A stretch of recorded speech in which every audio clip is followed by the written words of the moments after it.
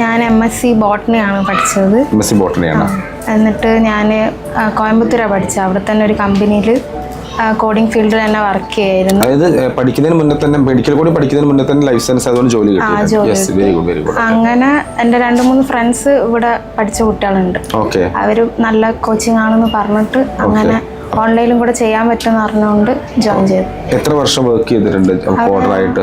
1.5 year work ചെയ്തു. അത് നല്ലൊരു എക്സ്പീരിയൻസ് അല്ലേ പഠിക്കുന്നതിന് അല്ലേ? നമ്മൾ ഈ കോഴ്സ് കംപ്ലീറ്റ് ആവുന്നതിന് മുന്നേ തന്നെ നമ്മൾ കോഡറായിട്ട് വർക്ക് ചെയ്യുന്ന നോൺ സർട്ടിഫൈഡ് കോഡറായിട്ട് വർക്ക് ചെയ്തു.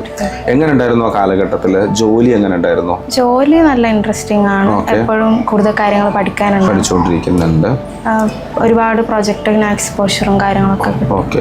അങ്ങനെ നമ്മൾ മെഡിക്കൽ കോഡിംഗ് പഠിക്കുമ്പോൾ അവിടെ ജോലി ചെയ്തിരുന്നു. അപ്പോൾ അവിടെ ഒരു 2 മാസം ജോലി ചെയ്തു. ഓക്കെ. പഠനത്തിന്റെ അപ്പോൾ എങ്ങനെയാണ് ടൈം എങ്ങനെ മാനേജ് ചെയ്തത്? ഞാൻ 8 to 9:30 ബാച്ച് ആയിരുന്നു. Night 8 to 9:30. അപ്പോൾ ഡ്യൂട്ടി ടൈം ഏത് വരെയാണ്?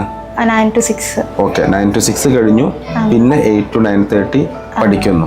ഓക്കെ. അപ്പോൾ ഈ CPT ഒക്കെ നമുക്കൊരു കുറച്ചൊരു ടഫ് പാർട്ട് അല്ലെങ്കിൽ കുറച്ചൊരു നമ്മൾ ഫോക്കസ് ചെയ്യുന്ന ഒരു പാർട്ടാണല്ലോ CPT. അപ്പോൾ ആ സമയത്ത് എങ്ങനെയാണ് കംപ്ലീറ്റ് ആയിട്ട് ജോലി വിട്ടോ? റിസൈൻ ചെയ്തിട്ടാണ് ഞാൻ മോക്കും കാര്യങ്ങളൊക്കെ ഒരുപാട് ടൈം ആവശ്യമുണ്ടല്ലോ. അങ്ങനെ പഠിച്ചു. അങ്ങനെ പ്രാക്ടീസ് ചെയ്ത് എത്ര മാർക്ക് കിട്ടി? 97.